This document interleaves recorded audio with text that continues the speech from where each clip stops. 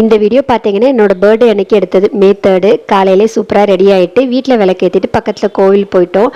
அங்கே போயிட்டு நல்லா சூப்பராக தரிசனம் பண்ணியாச்சு. அதுக்கப்புறம் குட்டியாக ஏதாச்சும் கேக் வாங்கி கட் பண்ணலாம் அப்படின்னு சொல்லிட்டு பேக்கரி போயாச்சு. அங்கே போயிட்டு கேக்கு அப்புறம் கொஞ்சமாக சாக்லேட்ஸ்லாம் வாங்கிட்டு வீட்டுக்கு வந்தாச்சு. குட்டீஸ்க்கு பிடிச்ச ஃப்ளேவர்லேயே கேக்கும் வாங்கியாச்சு. குட்டியாக ஒரு கேக் வாங்கி கட் பண்ணோம். பேக்கரி போயிட்டு முட்டை பப்ஸ் வாங்கலைன்னா எப்படி, அதே மாதிரியே முட்டை பப்ஸும் வாங்கி சூப்பராக சாப்பிட்டாச்சு. ஹஸ்பண்ட் காலையிலே சொல்லிட்டாங்க, இன்றைக்கி நீ எதுவுமே சமைக்க வேண்டாம், எல்லாம் வெளியே வாங்கிக்கலாம் அப்படின்னு.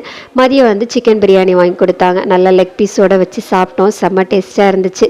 இந்த பிரியாணி பொட்டில் ஓப்பன் பண்ணும்போது லெக் பீஸ் இருந்தாலே அதில் ஒரு தனி ஜாலி தான். அதுக்கப்புறம் பார்த்தீங்கன்னா நைட்டு டின்னருக்கு எங்களோட ஃபேவரேட்டான ரோட்டு கடைக்கு போயிட்டோம்.